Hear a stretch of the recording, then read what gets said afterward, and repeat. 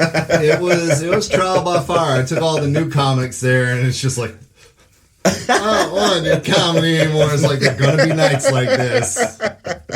But, I tried to do it remotely and let Sterling Moody, make sure y'all check him out, handle it. And there was just some guy who got drunk and started saying slurs, and I don't want my name attached to that shit. So I was like, so is Sterling doing it now? Sterling still does like trivia and shit up at that place. I'm like, I canceled the show because they were making fun of you. What the fuck is this? Damn, Sterling. Hey, it is what it is. I'm proud of you, Sterling. Keep Sterling keep grinding. For my local comics, he is always going to be on the Mount Rushmore. Because that man did 3 hits of acid, drove from Atlanta, and then did 45 minutes. And was still one of the funniest people there that night. And I'm like, motherfucker, I'm sober and like not getting half as many laughs. Wow. Hey, I took my hat to him. Right? Oh my God. So, Vasco, when you're like getting into the writing process of your jokes, okay, so like where do you start from with this? Okay, let me let you into the mind of Vasco. The way I do a joke, I like to have conversation with people. So I just like to hear people talk, because I can take what's in my head, and if you tell me a story, what you just told me, what Tall Trey tell me a story, he just told me, I can take all 3 of those stories, some kind of way my brain puts them all together, and I can come out with a joke. Yeah, I have no idea how I do it. I'm able to put it in my brain, think about it for a minute, and spin 3 jokes into one. You know, because I got a joke now, you know, that I do. I talk about my nephew. I talk about he's allergic to peanut butter. Is this Tucker? You can come out and just say he's your son. Like, we're past this point. Almost, but not quite. Almost, but not quite. and I mix that joke with the Bass Pro Shop joke. You know, so I'm able to take a joke and find a catchphrase out of that joke, out of what somebody else just said, and I'm able to turn it into anywhere from a 3-minute to a 6 or 7 minute joke.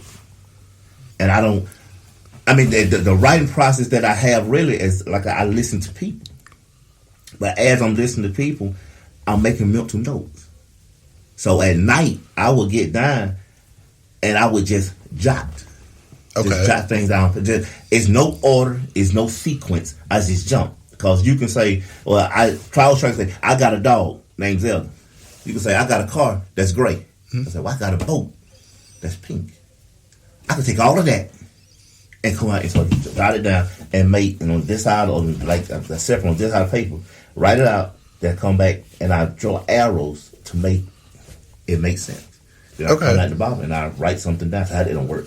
I come back and write something. I have technically written a joke in an hour and a half. Mm-hmm. I have written a 3 to 5 minute joke in an hour and a half because my brain sees it. Sometimes it just hits you like that. And I remember we were doing one of the, welcome board comedy classes. We used to do a reboot, and I had y'all come down because y'all are getting there and experienced, and you got to give back. I don't remember if it was you or Ramon, but if you don't know how to sound as a comic, pick your 3 favorite comics. Yes. Was that you? That was me. Okay. That was me, yeah. Pick your 3 favorite comics. Find, if that's what you want to do, find your voice within those 3. You know, so, finding your voice, and I'm still coming up with mine. I haven't almost, but like I say, the 3 that I like the most their voices are so very different, because if you hear them talk, Michael Collier talk very fast. That's why I get talking fast from. Mm-hmm. J.J. Williams talk very slow and methodical, and he's high tongue. And Mario Torre talks like an old man. And he's like maybe 40 years old, but he got this old raspy ass voice, and like I said, those are my top 3 up in there, So I have no idea how I do it. My brain is able to process that, and I can put it on a piece of paper. But the one thing I tell people all the time, now even with the class I took, people, I don't have anything to write about. Write about you. I'm sorry. You both have told me, because I've talked to you about writing about stuff, because I know transgender comedy is still a relatively new mainstream thing.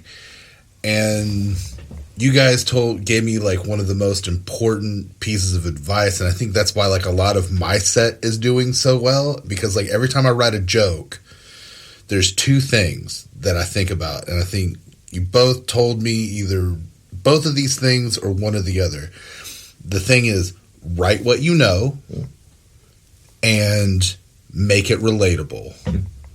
Yeah. And I try my best to like think about like, okay, what do I feel? What am I feeling right now? Now, generally, like if nobody knows anything about me, what is the similarities that they can feel and relate to this? And then, bam, that's where like some of my jokes, like my best jokes come from. Yeah, you talk about you. The way that I learn is talk about what people see. Because you got to go ahead and address that elephant that's in the room. Mm-hmm. Because they're looking and they're talking in here in their head. They're talking. So address it. I know I weigh 275 pounds. So the first thing people say, that's a big guy. But I'm not fixing to fucking fight. Also, just for those of you that can't see Vasco and have never seen Vasco, that motherfucker lives at the gym and visits his house. Like, the weights at the bottom of the machine that are just there for looks, he uses those. So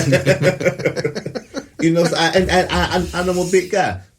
So I'm not going to get on stage and say, yeah, I beat your ass. Hell no, fucker, I ain't. No, I'm going to call the police. I ain't got time for that. No, man, I ain't got time to be rustling and jumping down with you. Man, I get out of breath. No, I damn no got asthma. I'm not going to be doing all of that. And plus, I look too goddamn good to be damn fighting. You're going to never bruise me up and shit. No.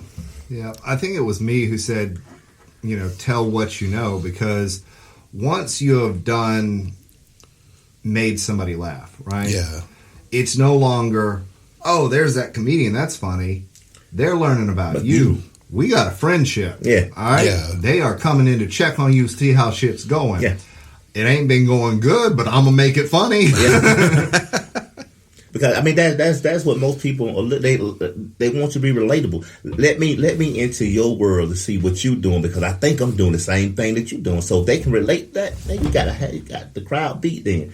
I know, like, when I tell a joke, especially like, they're different, like I got black joke, and I got white joke. I got young jokes and I got old jokes, because you got to find what goes with each crowd. Yeah, you know what I'm saying? I can't go into a room full of black people and do my white joke. What the fuck is you talking about? I can't go to you know what I'm saying? You know what I'm saying? But I can. It comes to a point where you can dive into that joke, but you got to come right back out of it. Yeah, you can dive. You can say certain things, but you got to let me come back out of here if I lose you.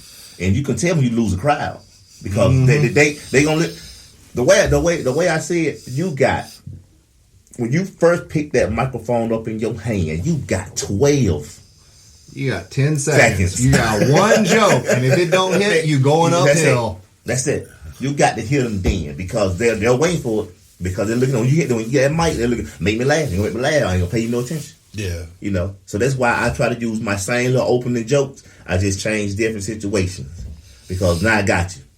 So when I got you and you get through the first 2 or 3 jokes, now you got them like this. You got them on the string. You can see it. They're following you. You're not going. It's 30 people. You're not gonna have all 30. Yeah. You're not gonna have all 30. So the idea is at least have 6. You build from 6 on up, because I can get the first 3, 5, 6 that's in the front. But it's those ones in the back that I want. That's what I want. Because you always got that jackass that'll get a ticket and sit right in the front.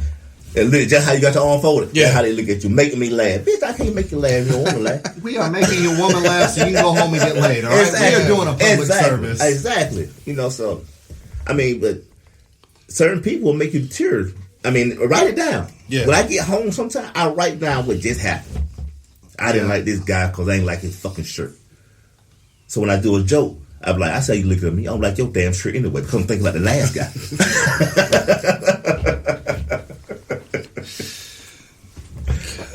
Yep, and trim the fat. Like, if you are writing and you are talking to a group of strangers, they don't care about the backstories. They don't care about the names. You should probably change them anyway.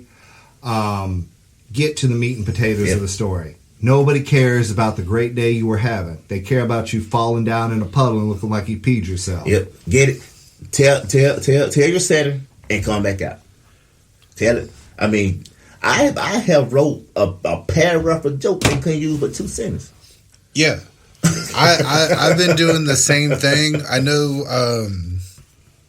I had that competition back in, what was it, October? Oh, shit. Time out. We got 2 of the competition winners. Yeah. Good job. By the way, so I came in second place this year, and Vasco won it last year.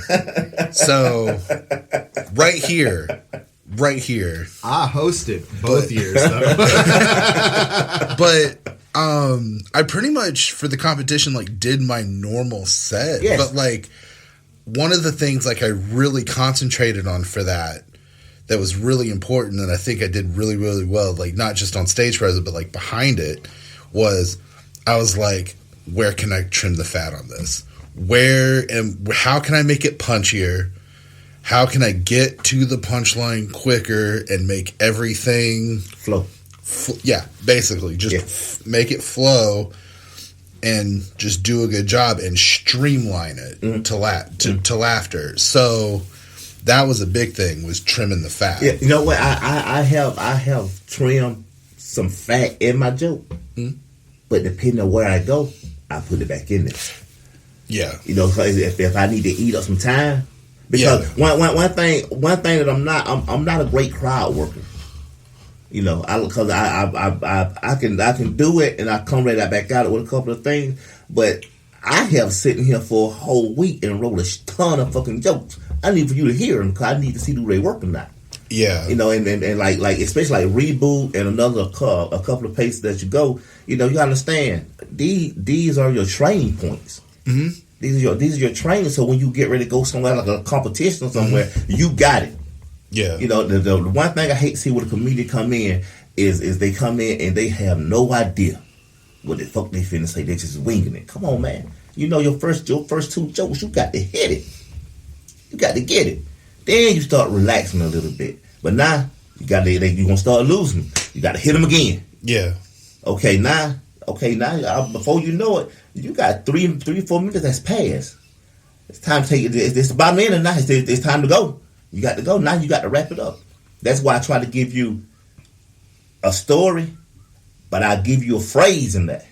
I'm going to tell you something else. All the way, and at the end, I'm going to bring that catchphrase. I'm going to bring that I'm going to bring it right back, call back, right back to you. And that's called a callback. I'm going to bring that call back right back to you. Yeah, one of my favorite jokes that you do is a callback, and you do the callback like 9 times during it, like, and it hits, and then you go off onto another story, and you do it one more time.